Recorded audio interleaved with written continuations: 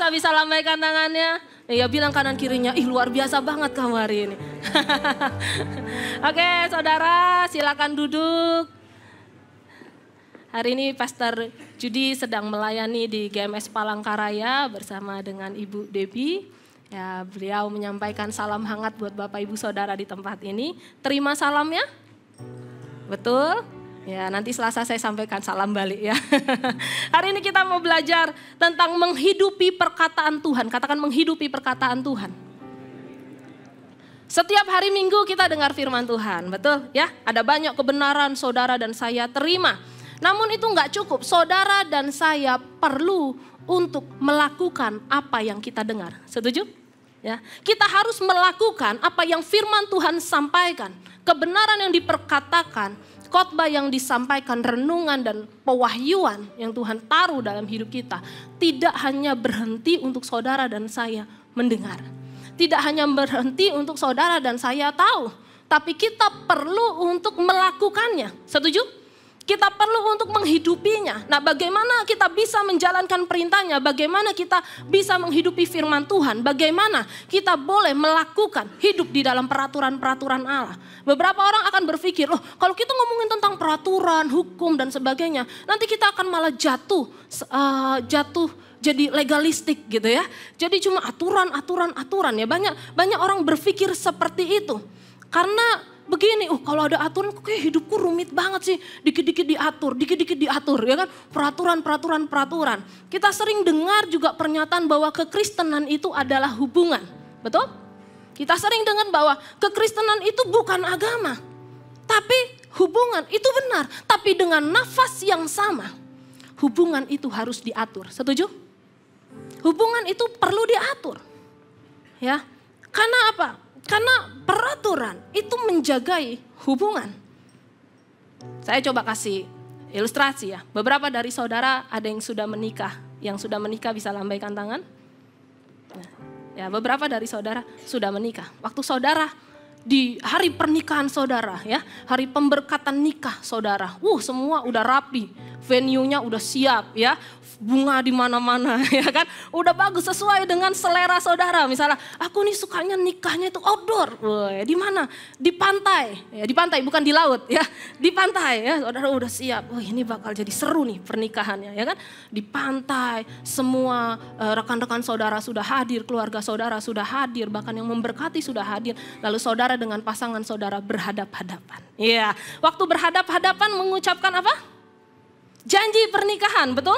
Waktu ngucapin janji pernikahan, lalu pasangan saudara ngucapin janjinya begini. Saya memilih ya si A sebagai pasangan saya. Baik dalam suka maupun duka ya kan. Dalam senang maupun susah. Dalam sehat maupun sakit. Saya akan mengasihi dia seumur hidup saya setiap tahun selama 364 hari. Gimana respon saudara? 1 tahun bukan 36, bukan 364 betul? 1 tahun kan 365. Kenapa dia janjinya kok 364 hari? Kemana 1 harinya? Benar gak? Saudara waktu gitu apakah saudara? Ya dengan segenap hatiku. Kan saudara tunggu dulu. Benar? Ya kan? Tunggu dulu. 1 harimu kemana? Setiap tahunnya ada 1 hari hilang. Kamu kemana? Dia bilang ya kan selama setahun 365 hari. 364-nya aku kasih ke kamu. 1 hari aku kembali ke mantanku. Gimana perasaan saudara? Berani ngomong gitu, ya kan? Berani ngomong gitu di hari pernikahan, berani. Betul? Kita pasti nggak mau nerima, setuju? Ada aturannya. Setia itu pun ada aturannya, setuju? 365 hari setiap tahun seumur hidupku. Tapi masalahnya saudara, seringkali kita sama Tuhan begitu, betul? Seringkali kita sama Tuhan, aku mengasihimu dalam suka maupun duka, dalam sehat maupun sakit, dalam di atas maupun di bawah, ya kan? 364 hari Tuhan. Seringkali kita tuh nggak bisa penuh dengan Tuhan. Ada 1 hari yang hilang, kembali ke mantan, kembali ke kedagingan. Seringkali kita nggak bisa setia dengan Tuhan. Untuk memperoleh hubungan yang sehat, saudara dan saya perlu ada batasan yang dibangun. Betul? Perlu ada border. Kalau sudah menikah, setia dengan pasangan, setuju? Jangan lirik kanan, lirik kiri, ya kan? Harus seumur hidup, ya kan? Enggak seumur perasaan. Mau perasaan turun naik, jadilah setia, setuju? Mau kondisinya apapun, jadilah setia, ada batasannya. Hukum-hukum Tuhan diberikan dalam hidup saudara dan saya. Itu untuk menjagai kita, setuju? Allah memberikan hukumnya dalam hidup saudara dan saya. Itu sebenarnya untuk menjagai hidup kita. Sama seperti begini. Ya, saya dikasih batasan. Bril, kalau khotbah hati-hati ya. Lihat bawah, ada batasan panggungnya. Betul? Kalau saya nggak lihat itu, saya terabas. Coba. Mungkin bisa berjalan di atas udara gitu ya. Saya coba, saya akan jatuh. Karena aturan itu menjagai saya. Ada aturannya, ada batasannya. Kalau nyebrang tengok kanan kiri, betul? Untuk apa? Bukan untuk supaya saudara ada peregangan di leher. Jadi tiap nyebrang kita peregangan dulu 1, 2, bukan. Tapi saudara perlu tengok kanan dan kiri karena itu menjagai saudara. Hukum-hukum Allah itu menjagai kita. Kenapa? Allah buat hukum-hukumnya, Allah buat aturan-aturannya karena Allah mengasihi saudara. Dia nggak rela saudara terluka, setuju? Dia nggak rela Anda jatuh terjerumus. Dia nggak rela hidup saudara dicuri, dibunuh dan dibinasakan. Untuk itu Allah memberikan hukum untuk saudara dan saya aman ada di dalamnya. Itulah hukum-hukum Allah. Dan ketaatan kita akan hukum Allah itu adalah ekspresi cinta kita terhadap Tuhan. Setuju? Ya. Dan ketika kita taat, itu ekspresi cinta kita sama Tuhan. Saudara, ketaatan saudara dan saya itu menjadi penyembahan kita kepada Tuhan. Yang setuju katakan amin. Dasarnya hubungan. Di dalam hubungan dengan Yesus dan pengertian akan apa yang sudah Dia kerjakan atas hidup kita di atas Kalvari. Dari situ kita akan menyadari bahwa ketaatan kita sekarang menjadi penyembahan kita kepadanya. Aku mengasihimu Tuhan. Thank you menjagai hidupku. Amin. Buka dengan saya 1 Yohanes 5 ayat 1 sampai 3. 1 Yohanes 5 ayat 1 sampai 3. Yang sudah lihat, sudah dapat, katakan puji Tuhan. Oke, sudah lihat ya. 1 Yohanes 5 ayat 1 sampai 3 saya bacakan. Setiap orang yang percaya bahwa Yesus adalah Kristus, lahir dari Allah. Dan setiap orang yang mengasihi Dia yang melahirkan, mengasihi juga Dia yang lahir dari padanya. Inilah tandanya bahwa kita mengasihi anak-anak Allah, yaitu apabila kita mengasihi Allah serta melakukan perintahnya. Ayat 3, sebab inilah kasih kepada Allah, yaitu bahwa kita menuruti perintah-perintahnya. Perintah-perintahnya itu tidak berat, bilang kanan kirinya, enggak berat loh. Perintah-perintah Allah itu enggak berat. Saudara, perintah Tuhan itu bersifat komunal, ya. Komunal. Apa maksudnya? Maksudnya begini, ya, kita itu nggak bisa seenaknya, nggak bisa berbuat seenaknya, karena kita terikat di dalamnya. Dikatakan kita mengasihi sesama anak-anak Tuhan dengan mengasihi Tuhan dan melakukan perintahnya. Cuma masalahnya individualisme itu sudah masuk di kebudayaan kita, ya. Dan kita berpikir, loh, kalau aku melakukan kesalahan yang rugi aku kok. Kalau aku lakukan pelanggaran yang rugi aku kok. Nggak ngerugiin orang lain. Kalau aku nonton pornografi di belakang yang rugi aku kok. Nggak ada yang dirugiin kok yang lain. Kalau aku melakukan dosa ini, dosa itu, yang rugi aku kok. Nggak merugikan orang lain. Saudara, mengikuti perintah Tuhan itu komunal, ya. Hukum Tuhan itu komunal. Terikat. Maksudnya gimana? Ketika saudara misalnya jatuh dalam pornografi. Ketika saudara jatuh dalam pornografi. Itu nggak cuma melukai saudara. Itu melukai pasangan saudara. Itu melukai keturunan saudara. Itu menghancurkan keluarga saudara. Itu mengikat. Ya. Sama seperti ya nyetir kendaraan. Aku mau nyetirnya ugal-ugalan, kan yang salah aku, masalah aku, bener kecelakaan aku. Nyetir saudara nyetir mobil sendirian, saudara mau kecepatan. Berapa terserah saudara, saudara berpikir nggak apa-apa aku yang nyetir, yang celaka aku kok, mau terabas lampu merah nggak apa-apa kok, aku kok. Ya, tapi saudara tahu kalau saudara nggak ikuti aturan berlalu lintas, itu mengikat masyarakat yang lain, betul? Saudara merugikan yang lain. Dengan saudara tidak menjaga diri saudara, saudara juga tidak menjaga orang lain. Ya, ketika saudara tidak hidup benar, dampaknya nggak cuma untuk saudara. Tapi ini juga berdampak buat orang-orang di sekitar saudara. Bahkan keturunan-keturunan saudara. Saya ada satu artikel menarik. Beberapa dari saudara mungkin pernah lihat ini, pernah tahu ini. Ya, ada fakta yang menarik. Nanti dikeluarkan gambarnya multimedia. Ya, tentang keluarga dari dua orang. Satu Jonathan Edwards dan satu keluarga Max Jukes. Kalau saudara tahu, pada tahun 1900 pernah diadakan suatu penelitian tentang kehidupan anak-anak dari keturunan dua orang yang sama-sama tinggal di New York, ya, sama-sama tetanggaan, ya, mereka bareng, ya, sekolah. Lalu dua orang ini itu yang datang ke satu persekutuan, yang satu terima Yesus, yang satu hidup sungguh-sungguh, yang satu memilih hidup di dalam firman, yang satu menolak hidup di dalam firman. Ya. Dah 200 tahun setelahnya dilakukan penelitian oleh Benjamin B. Warfield di Princeton, Amerika Serikat. Lalu muncullah keturunan dari dua orang ini selama 200 tahun. Ya, keturunan dari Jonathan Edwards, seseorang yang memilih untuk hidup benar, memilih untuk menghidupi firman Tuhan, dia dengan pasangannya hidup takut akan Tuhan. Ya, dengan keturunan dari yang satunya Max Jukes, mereka berdua menolak untuk mengikuti firman Tuhan. Saya akan bacakan keturunan mereka. Ini Max Jukes. Saya akan bacakan keturunan mereka. Saudara mau yang hidup takut akan Tuhan atau yang hidup enggak takut akan Tuhan dulu? Yang mana? Yang pertama apa yang kedua? Yang takut akan Tuhan atau yang tidak takut akan Tuhan? Mau denger yang mana dulu? Takut akan Tuhan ya? Oh, mau penghiburan dulu di depan.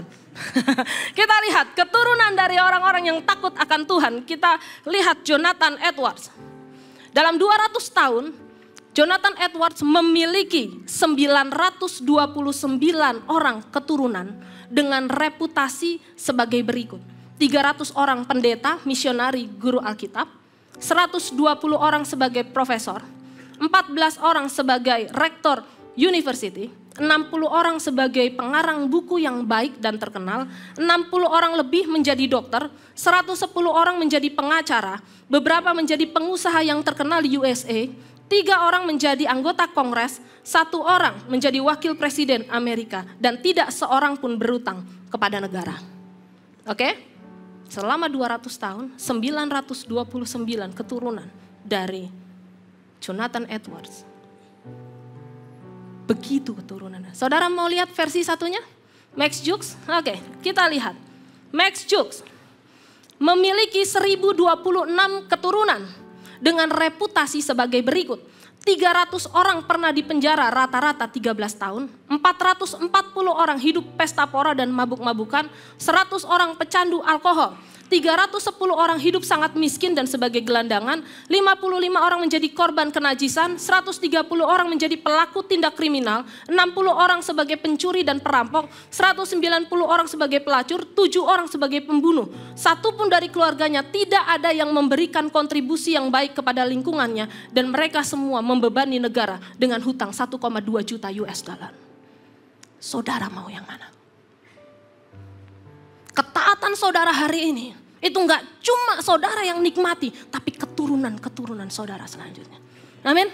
Begitu juga ketidaktaatan kita. Ketidaktaatan kita hari ini itu mempengaruhi keturunan-keturunan kita selanjutnya. Saudara mau hidup di dalam firman atau tidak di dalam firman, semua dikembalikan ke dalam kita. Mana yang kau pilih? Betul? Engkau dan saya mau yang mana? Engkau mau enggak hidup dalam firman? Itu pilihannya di kita. Nah, hari ini kita akan belajar dari Mazmur 119. Ini adalah Mazmur terpanjang, perikop pasal terpanjang di satu Alkitab. Kalau saudara pelajari di Mazmur 119, itu ada 176 ayat di dalamnya. Dan di dalamnya ada 22 bagian yang masing-masing 8 ayat. Dan kalau saudara pelajari lebih dalam, 88 ayat ini ya, itu disusun sedemikian rupa sesuai dengan akrostik dari alfabet di bahasa Ibrani. Jadi kalau saudara lihat bahasa aslinya, ayat 1 sampai 8, ayat 1 huruf pertama itu alef ya. Lalu ayat 9 itu tulisannya bet ya. 8 ayat selanjutnya, di ayat yang selanjutnya lagi tulisannya adalah gimel. Nah, itu berurutan jadi sesuai ABCD-nya. 22 huruf dari bahasa Ibrani. Nah, hari ini kita mau belajar dari Mazmur 119. Bagaimana, seperti apa sih orang yang menghidupi firman Tuhan ya. Kita akan bagi jadi 3 bagian. Bagian yang pertama, seperti apa orang-orang yang menghidupi firman Tuhan. Buka dengan saya Mazmur 119 ayat 1 sampai 3. Ayat 1, berbahagialah orang-orang yang hidupnya tidak bercela, yang hidup menurut Taurat Tuhan. Ayat 2, berbahagialah orang-orang yang memegang peringatan-peringatannya, yang mencari Dia dengan segenap hati. Ayat 3, yang juga tidak melakukan kejahatan, tetapi yang hidup menurut jalan-jalan yang ditunjukkan. Saudara, orang-orang yang hidup mengikuti firman Tuhan adalah orang-orang yang berbahagia. Katakan berbahagia. Berbahagia di sini bukan seperti pemikiran banyak orang. Aku bahagia kalau dapat A, ya kan? Aku bahagia kalau dapat B. Bahagia kita itu beda-beda, setuju? Setuju, bahagia kita tuh beda-beda. Bahagia saya apa? Bahagia saya adalah kalau saya makan makanan kesukaan saya. Wah, happy banget gitu ya. Wah, bahagia. Bahagia orang lain ngelihat makanan saya belum tentu happy. Bahagia kita ini beda-beda. Ibu-ibu bahagianya beda-beda. Ya kan, kalau belanja di toko A itu bisa lebih murah 5.000 dibanding toko B. Saudara, sejauh apapun toko A, saudara akan datang. Karena itu kebahagiaan. Lebih murah loh Pak. Per murah berapa? Murah 5.000. Tapi bensinnya, tapi aku belinya banyak. 5.000 dikali 5, 25.000. Wow, itu buat ibu-ibu kebahagiaan. Buat bapak-bapak bukan kebahagiaan, betul? Yang setuju katakan amin. Amin, beda. Ya kan? Buat bapak-bapak itu bukan kebahagiaannya. Buat bapak-bapak cari toko yang lebih dekat ngapain? Mesti jauh-jauh. Tapi buat ibu-ibu diskon itu segalanya. Beda, ya kan? Beda, takaran kebahagiaan itu beda-beda. Tapi yang dimaksud oleh Mazmur di sini apa? Pemazmur bilang di sini bahagia yang dimaksud adalah seseorang yang punya kepastian, punya keyakinan, punya jaminan di dalam hatinya bahwa setiap nafas yang dimilikinya dan hidup yang dia ada itu semua di dalam tangan Tuhan. Katakan amin. Dia begitu bahagia karena dia tahu bahagianya bukan tentang apa yang dimiliki dan apa yang tidak dimiliki, betul? Tapi yang jadi bahagianya orang-orang yang merenungkan firman Tuhan dan menghidupinya, bahagianya adalah gini, aku tahu siapa Bapakku. Amin. Aku tahu hidupku aman. Masalah boleh silih berganti, badai boleh ada dan enggak, tapi aku tahu Allahku setia. Setuju? Itu bahagianya. Jadi enggak dengan mudah mudi ya, dikit-dikit ketawa, dikit-dikit nangis. Enggak, dia tahu aku akan bersuka cita karena Allahku di hidupku. Amin. Karena aku punya keyakinan, aku punya iman, aku punya kepastian, aku punya jaminan. Nah, ketika seseorang punya keyakinan itu di hidupnya, dia akan punya kepercayaan penuh. Hatinya mengerti, aku baik-baik saja. Amin. Orang-orang dunia kan bingung, kamu loh ngalamin masalah berat, kok bisa tetap tersenyum? Saudara tahu, Allahku lebih besar dari masalahku. Amin. Nah, aku tahu, ini aja mah kecil buat Tuhanku. Aku lihat gede pertama, tapi habis itu Tuhan angkat aku dan lihat, gitu aja ada aku bersamamu. Amin. Ada Tuhan bersama dengan kita. Nah, keyakinan ini mendatangkan berkat, mendatangkan kebahagiaan. Saya nggak tahu apa yang saudara hadapi dalam hidup saudara, tapi hari ini ingatlah bahwa Allah yang kita sembah, yang memiliki hidup saudara, itu Dia setia, Dia besar, Dia berkuasa. Amin. Dia sanggup lakukan perkara-perkara yang kita nggak bisa sanggup lakukan. Dia Allah yang jauh dari pikiran kita bisa bayangkan. Dia Tuhan yang luar biasa. Sukacita kita nggak bergantung dari kondisi sekitar kita. Sukacita kita ada di dalam Bapa di surga. Buka dengan saya Mazmur 86 ayat 11. Mazmur 86 ayat 11 katakan, tunjukkanlah kepadaku jalanmu ya Tuhan, supaya aku hidup menuruti kebenaranmu. Bulatkanlah hatiku untuk takut akan namamu. Dikatakan bulatkanlah hatiku. Dalam versi bahasa Inggrisnya, give me undivided heart. Hati yang enggak terbagi-bagi tapi hati yang utuh. Hati yang bukan nih sebagian buat keluargaku, sebagian buat hobiku, sebagian buat yang tersembunyi di hidupku, baru sebagian buat Tuhan. Bukan gitu, tapi penuh buat Tuhan. Semuanya untuk Tuhan. Saudara, Tuhan kita bukanlah salah satu bumbu kebahagiaan, ya. Jadi jangan pernah begini, oke, untuk aku bahagia aku perlu ini, kasih sedikit tentang Tuhan. No, dia harus jadi segalanya. Dialah kebahagiaan kita. Dialah sukacita kita. Kalau saudara hidup merenungkan firman Tuhan, nggak sampai hanya merenungkan, tapi menghidupi, saudara akan lihat hidup saudara berubah. Amin. Dilakukan sebuah riset oleh Jeff Martin di Lifeway Research pada 40.000 orang usia 8 sampai 80 tahun. Ya, orang-orang yang membiasakan diri membaca Alkitab minimal 4 kali seminggu, terjadi hal ini di hidupnya. Bisa dibuka? Orang-orang yang merenungkan firman Tuhan, ya, orang-orang yang menghidupinya. Seminggu 4 kali mereka lakukan rutin baca Alkitab, minimal 4 kali. Ini yang terjadi dalam hidupnya. Kesepian menurun berapa? 30%.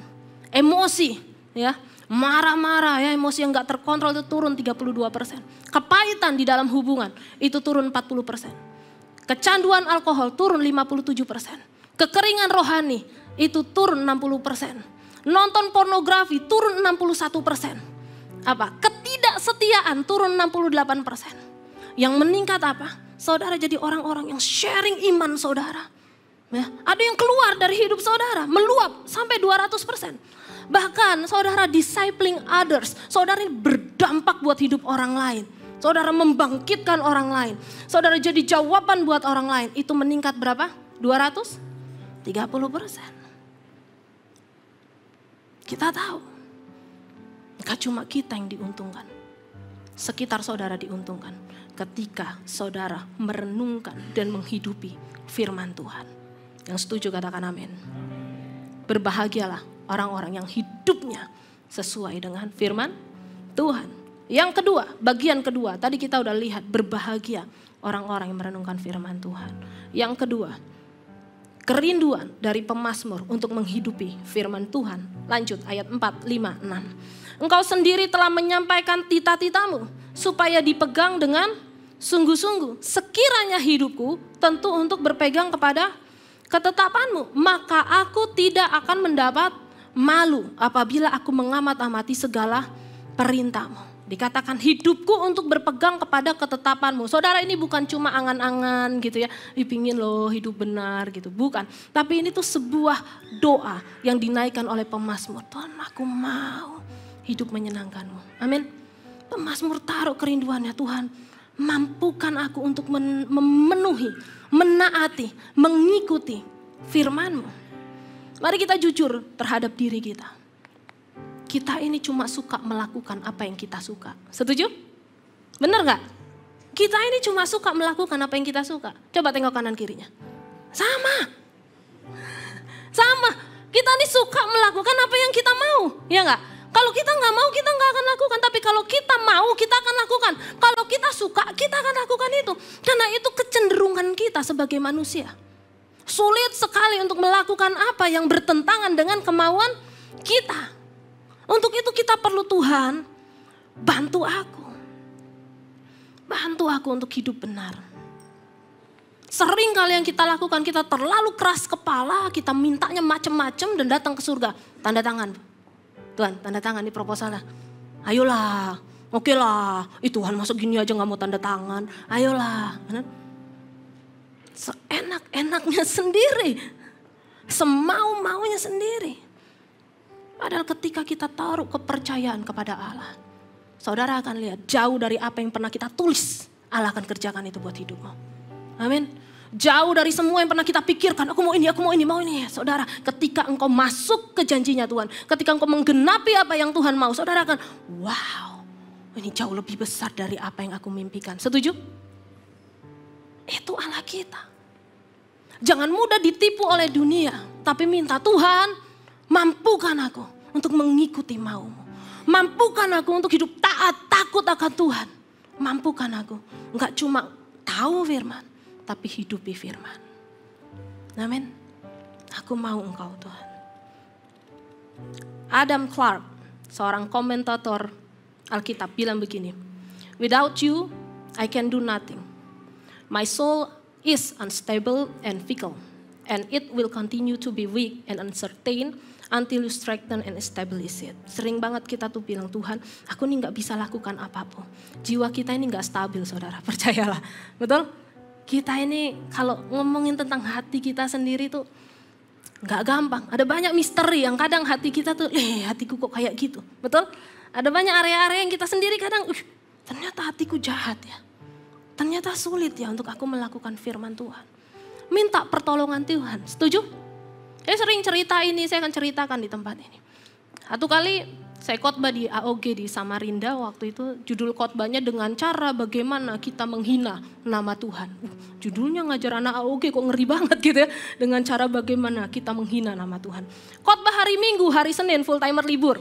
Saya ajak anak saya jalan, ya waktu itu di Big Mall Samarinda. Ayo kita jalan ke mall, saudara tahu main mobil-mobilan? Yang kalau bayar, anggaplah bayarnya 15.000 15 menit, ya kan? Lalu kita pakai remote, kontrol dia muter-muter di situ. Kalau dia udah besar, dia bisa ngendarain itu sendiri. Nah, waktu saya datang ke kakaknya yang jaga counter itu, saya bilang, Kak, ini anak saya mau main mobil-mobil. Ayo ibu, ambil aja, pilih mobilnya yang mana? Ini remote-nya. Oke, dia nggak lihat jamnya mulai jam berapa. Dia cuma kasih remote, anak saya yang bawa ya, mobilnya di situ udah main. Lalu saya mainin itu, saya lihat anggaplah itu jam 12 tank. Berarti kalau 15.000 15 menit saya harus selesai jam berapa? 12? 15 ya. Saya main, mainan. Saya liatin kakaknya masih ngobrol, diketawa ke TV sama yang satunya temennya. Saya liatin, ini udah jam 12. Nih, bentar lagi 3 menit lagi. Jadi saya nggak boleh bawa anak saya jauh-jauh muternya. Deket-deket. Nah, saudara tahu nggak? Ketika saya begitu, tiba-tiba hati yang saya nggak tahu dari mana itu muncul. Dikit lah. Orang yang nggak lihat. Katanya 12.15 ya kan? Merem-merem dikit lah.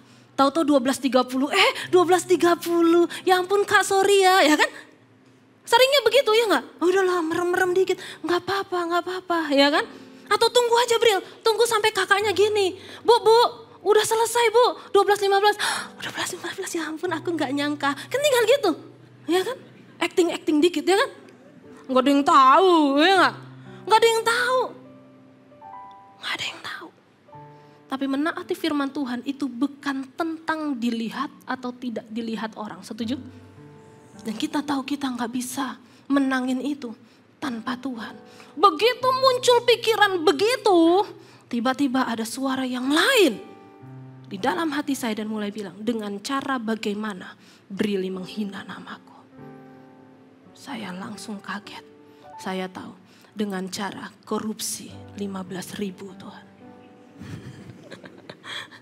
Saya kembalikan remote mainan itu. Saya datang ke kakaknya. Kak, udah selesai nih 15 menit. Lalu yang jaga bilang, udah selesai ya Bu. Tiba-tiba ada suara, ya kan? Lebih dari 15 menit itu kan bukan salahmu. Suara siapa?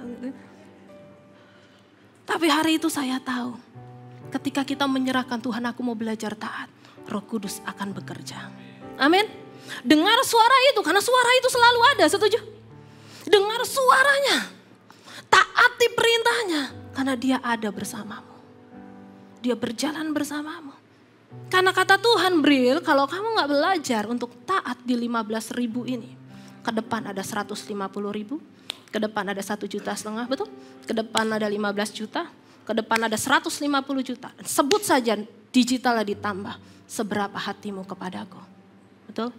Kalau enggak dari yang kecil, kita belajar taat. Siapa yang bisa jamin di perkara besar, Anda dan saya bisa taat. Menghidupi firman, itu butuh Roh Kudus. Minta Tuhan, Aku butuh Tuhan. Aku gak stabil. Minggu khotbah, Senin hatinya bisa jahat. Betul? Siapa yang tahu? Yang tahu Roh Kudus. Saudara perlu dia. Dikatakan, maka aku tidak akan, ayat 6, maka aku tidak akan mendapat malu apabila aku mengamat-amati segala perintahmu. Saudara, di kebudayaan kita ya, seringkali kalau melakukan kesalahan itu imbasnya jadi malu, ya kan? Seringkali jadi malu. Malu itu terkadang adalah hasil dari ketidaktaatan. Jadi kalau saudara nggak mau mendapat malu, jadilah taat. Jadilah taat. Lalu mengamat-amati, kalau saudara lihat bahasa aslinya memang to look with intent. Jadi dengan sengaja, ya secara intens melihat itu, memperhatikan itu. Bukan sekilas. Ya, dulu waktu kita sekolah, biasanya kalau guru nerangin gitu ya, oke kita belajar ini, terus kita dengerin, jam berapa sih ini lama banget gitu ya, ini guru neranginnya lama banget, udah gitu-gitu. Tapi begitu gurunya bilang, oke perhatikan, ini akan keluar di ujian. Wah saudara langsung, yang mana? Ya kan? Yang mana yang keluar? Begitu gurunya bilang, perhatikan, ini akan keluar di ujian. Saudara langsung buka buku catatan dan bilang, penting ini. Ya kan? Penting, tapi kalau gurunya nggak bilang itu, ntar pinjem catatannya ya, kan tinggal gitu. Tapi kalau saudara udah dengar, ini nanti keluar ya, kuis nanti keluar ya, ujian nanti keluar ya, ulangan yang keluar, saudara catat. Sering kali kita begitu, betul? Padahal firman Tuhan yang keluar, itu selalu keluar nanti pas ujian. Setiap waktumu, setiap hal di hidupmu, kita menghadapi ujian demi ujian, betul? Jawabannya, ketika engkau dengar firman Tuhan, catat itu, katakan amin. Catat itu, karena saudara nggak tahu ujiannya kapan. Tuhan nggak bilang, catat bulan depan keluar. Enggak. Betul? Tapi akan selalu keluar. Karena firman yang disampaikan itu selalu kembali kepada Bapa. Itu selalu kembali kepada Bapa. Dia masuk dalam hati saudara, menumbuhkan sesuatu dan mempermuliakan Bapa. Selalu begitu. Untuk itu ketika kita dengar firman, tangkap itu dalam hatimu. Simpan dalam hatimu, simpan. Sehingga ketika engkau menghadapi sesuatu, itu keluar. Amin. Itu keluar. Satu kali saya nonton film Superbook. Saudara pernah nonton film Superbook? Film kartun tentang kebenaran Alkitab. Filmnya tentang Yunus, saudara, waktu itu. Yunus disuruh datang ke Niniwe, tapi menolak, betul? Dia pindah ke tempat lain, ke Tarsis. Waktu saya nonton itu, kan film kartunnya, saya nonton dengan, wih bagus ya animasinya, wih bagus ya. Itu waktu saya lagi hamil anak saya yang pertama, wih keren ya, wih saya nonton. Tiba-tiba waktu saya lihat itu ketika Yunus tahu kenapa dia nggak mau ke Niniwe, karena dia tahu bahwa Niniwe adalah ibu kota dari Asyur, di mana buat bangsa Israel itu menanamkan luka yang besar. Ya, karena bangsa Asyur waktu menjajah bangsa Israel itu kejam banget. Sampai ibu hamil tuh dibuka, bayinya dibunuh, itu sampai kayak begitu. Dan itu diceritakan turun-temurun sehingga buat Yunus, kayak gini mau diselamatin. Kayak gini aku diutus suruh ke sana. Nggak mau. Itu melukaiku Tuhan. Buat Yunus nggak mudah ke sana. Karena dia punya jiwa nasionalisme yang sempit. Jadi buat dia enggak, aku enggak rela. Karena aku tahu Tuhan pasti ngampunin. Enggak mau aku, bangsa ini diampuni. Itu kayak begitu. Waktu saya nonton itu tiba-tiba hati saya bergejolak. Padahal saya lagi enggak ngalami apa-apa. Tapi saya nonton itu saya bergejolak. Dan tiba-tiba kayak, oke, catat ini Brili. Ini akan keluar di ujian. Suatu hari, kamu akan ketemu orang-orang yang pernah melukaimu di masa lalu. Tapi dia akan menghampirimu. Dan kamu harus sampaikan kebenaran tentang Kristus atas hidupnya. Betul. Setelah dari itu, gak berapa lama terjadi sesuatu. Ada pergolakan yang besar ya, di tempat di mana saya tinggal waktu itu. Sampai akhirnya saya harus menghadapi orang-orang yang melukai saya. Dan tiba-tiba waktu saya ketemu orang-orang itu, Tuhan cuma bilang, jadilah Yunus yang taat. Ya, saya sudah catat Tuhan. Waktu Tuhan buka pelajaran itu. Kita gak pernah tahu waktunya, betul? Tapi kalau hari ini saudara dengar firman, Catat itu dalam hatimu. Karena itu akan membawamu naik ke tempat yang lebih tinggi bersama dengan Tuhan. Yang setuju beri kemuliaan buat Tuhan. Bagian yang ketiga dari Mazmur 119 ayat 1 sampai 8 adalah keputusan untuk melakukannya. Ayat 7 dan 8 kita lihat. Aku akan bersyukur kepadamu dengan hati jujur apabila aku belajar hukum-hukum-Mu yang adil. Ayat 8. Aku akan berpegang pada ketetapan-ketetapan-Mu. Janganlah tinggalkan aku sama sekali. Kita lihat 2 kali kata akan. Ini berarti ada keputusan. Aku akan. Itu adalah bentuk keputusan. Dan kalau saudara lihat di sini, dikatakan aku akan bersyukur. Katakan bersyukur. Bersyukur ini adalah gambaran seorang anak yang bertepuk tangan setelah melakukan apa yang orang tuanya katakan untuk lakukan.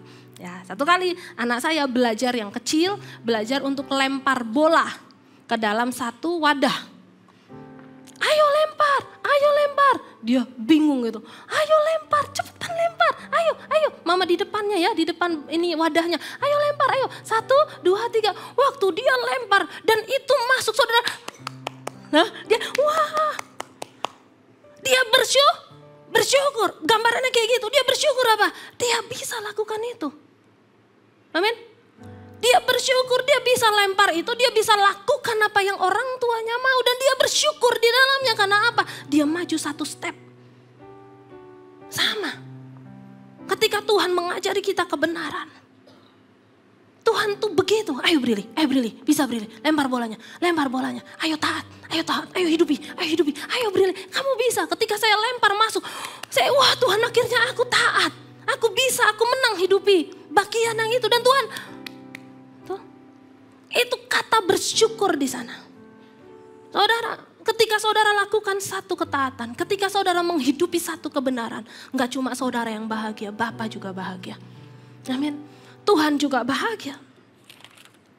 Allah bersyukur lihat hidup saudara. Dan bahkan dikatakan di akhir, Tuhan, janganlah tinggalkan aku sama sekali.